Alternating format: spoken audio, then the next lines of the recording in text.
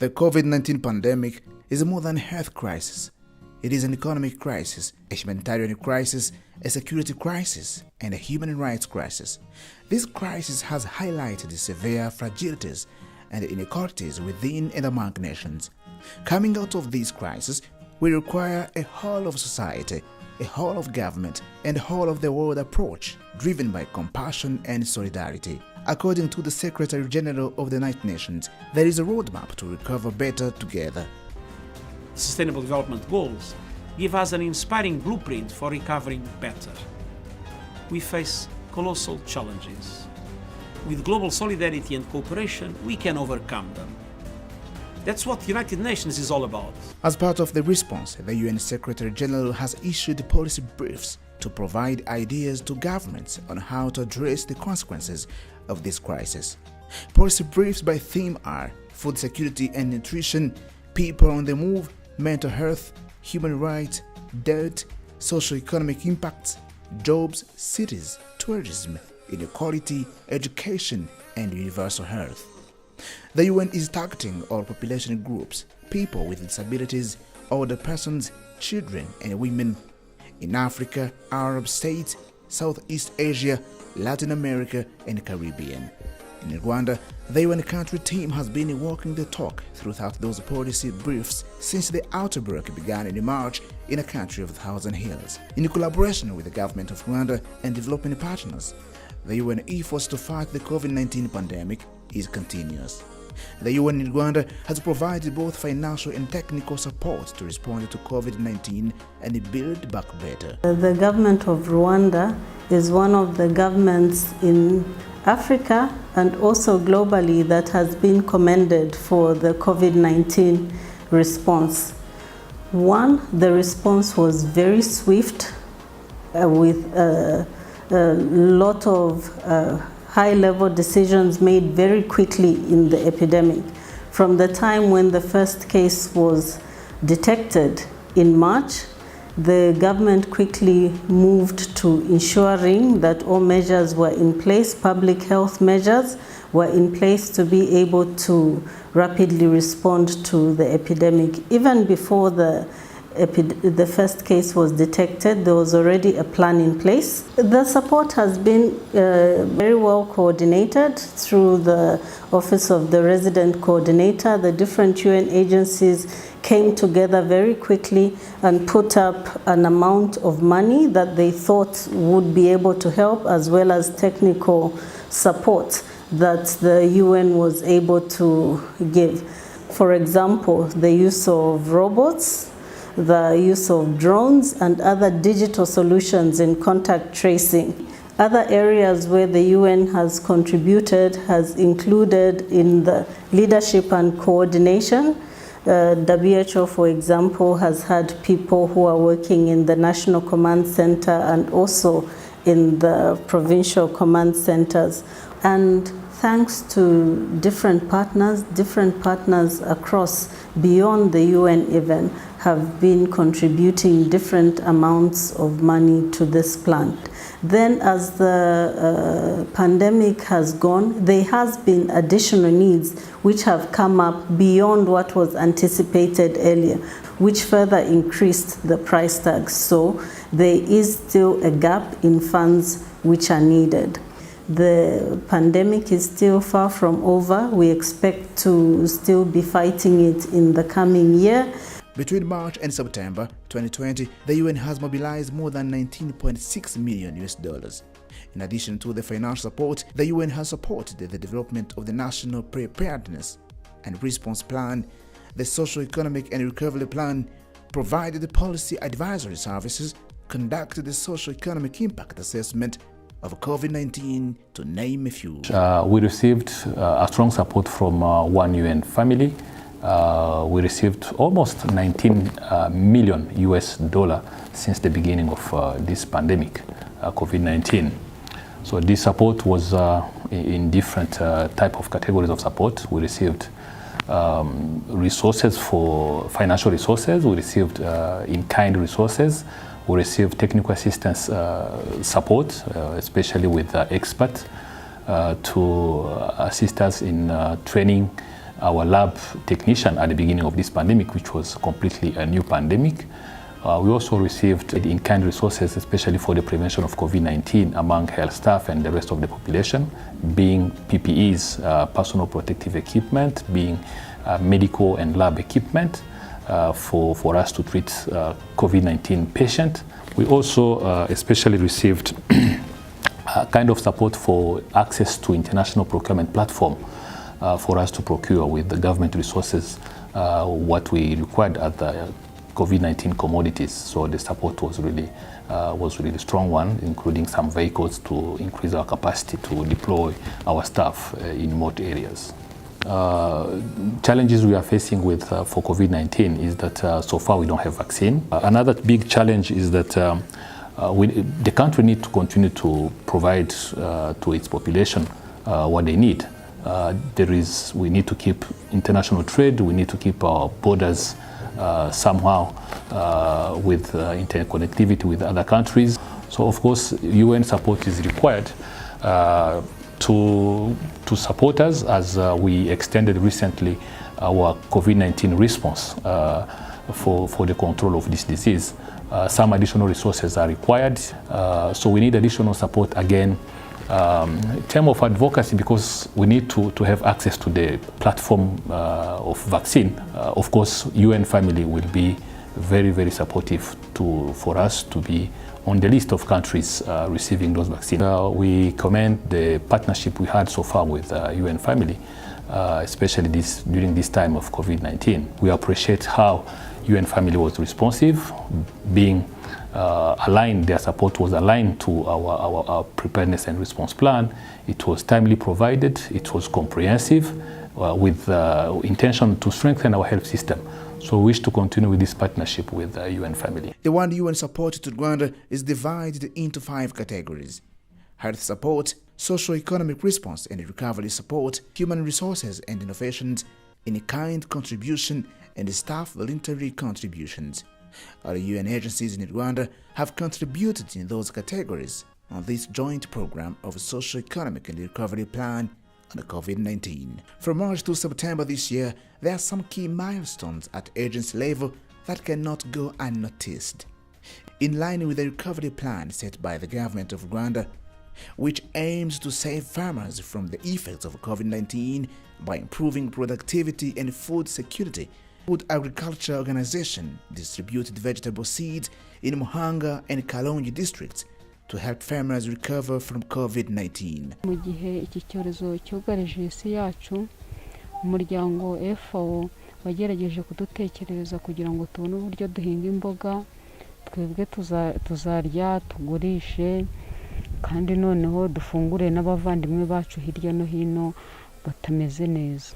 Turashimira umuryango w'abibumbye wadutekereje kudutekereza kugira ngo tugire imirire myiza.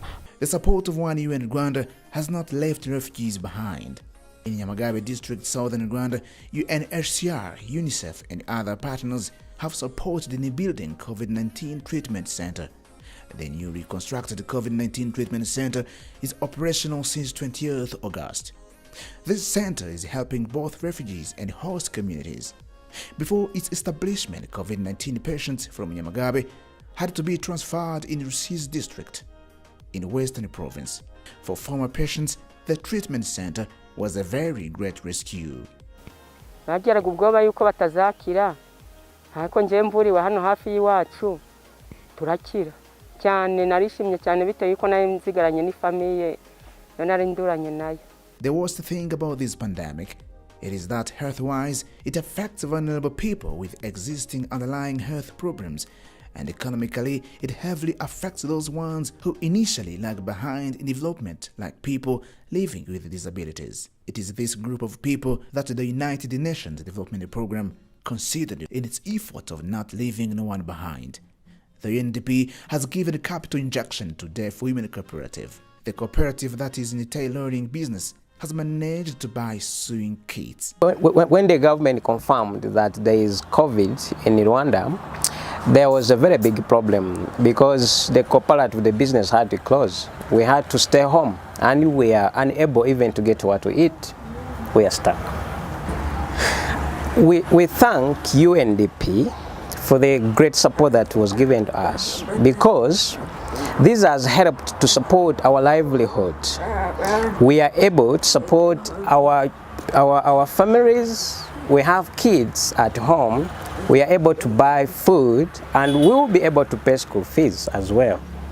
COVID-19 is just exposing pre-existing gender inequalities. In the part of UN Women's response, it partnered with the Rwanda Chamber of Women Entrepreneurs to launch a business clinic to provide strategic guidance and business advisory services to women entrepreneurs who were facing great uncertainty in their businesses due to COVID-19. The business clinic started with 30 women entrepreneurs. Now it has extended its services to 100 women throughout the country. During COVID, everything came to a stop. We were to reduce the staff.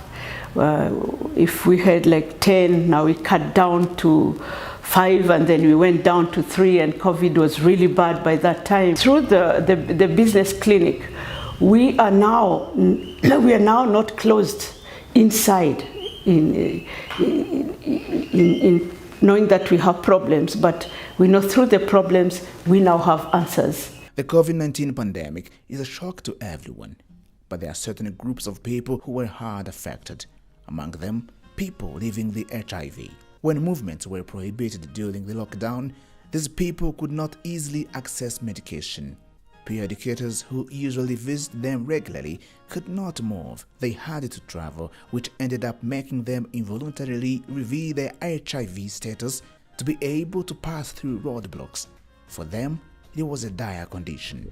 Thanks to the United Nations program on HIV and AIDS, the Rwanda network of people living with HIV has now a call center where people living with HIV call for free and ask for any support they need in their privacy. The call center allowed us to know the issue around socio-economic issues at the community, and the call center helped us to know how many really are on need of food support.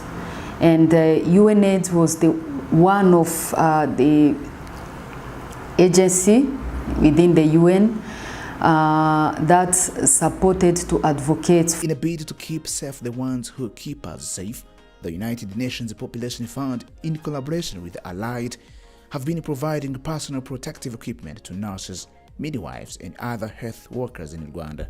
Thank you so much. Thank you so much for your support. Thank you so much for your commitment towards responding to the issues of refugees. And we thank UNFPA for being there. You can't talk about the provision of personal protective equipment without mentioning the support of World Food Programme. With WFP, protective equipment and food support were transported to different destinations. During the lockdown, vehicles and aircrafts of WFP didn't stop days and nights.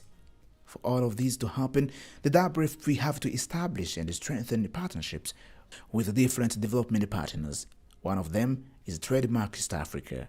And we hope that the collaboration will continue not only for this pandemic, but even going forward. The partnership will ease movement at the borders, as well as facilitate access to humanitarian assistance. On the other hand, as the highly skilled Rwandan workers were fighting the COVID-19, the United Nations Children Fund was working with the Rwandan government days to find an innovative way to keep educating future Rwandan professionals. COVID-19 had closed the classes, but thanks to UNICEF, children in Rwanda got teachers in radios and on other online platforms. Muri ibi amashuri afunze natangiye kwigira kuri televiziyo na radio. Nkunda amasomo atangirwa kuri televiziyo na radio, cyane cyane kuri televiziyo kuko umwarimu aba ariho kandi turebana agasona tumira bakadufasha. COVID-19 has forced the world to migrate from routines to new normal. The government of Rwanda has been trying to foster a cashless economy and promote financial technology companies that economic transactions can move to online. The UN Capital Development Fund shares with the government the same goal. During the COVID-19 period, with the Ministry of ICT and Innovation, UNCDF has stepped in to support fintech companies. This partnership resulted in the establishment of a virtual fintech incubation hub with a goal to support fintech companies to move from prototype level to scalable and investment-ready projects. We have received the support from UNCDF in terms of advancing fintech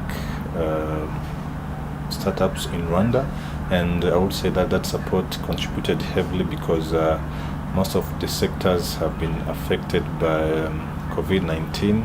Usually it's not easy to get someone who is supporting you in innovation. Most of the people are coming to support you when you have something already. The UN support to the government of Rwanda is also on individual level. As of September 2020, the UN family has raised individual voluntary contribution of more than $12,000 to support the population that is most affected by the pandemic. Apart from financial contributions of the UN staff, the ones on the field are also very eager to support the Rwandan community. As an active member of my community, I am bringing my modest contribution to mitigate the impact of COVID-19, supporting the daily distribution of food to members of my community, especially households with no access to food and basic services. I feel fortunate to serve my community and encourage each one to bring their contribution at this difficult time. I wish to thank and commend the government of Rwanda for the tremendous work done so far, which has yielded results. Kudos also to development partners and to the UN family, our collective leadership and the colleagues for putting their synergies to achieve those results. There is a lot more to do, and this joint program is really calling on enhancing our partnership in building back better and greener by supporting resilience of institutions and system and communities to resist the shocks and bounce back. It's important we sustain the gains and also support the continuous implementation of the national strategy for transformation in achieving the SDGs. Thank you very much. Merci beaucoup. Turi kumwe.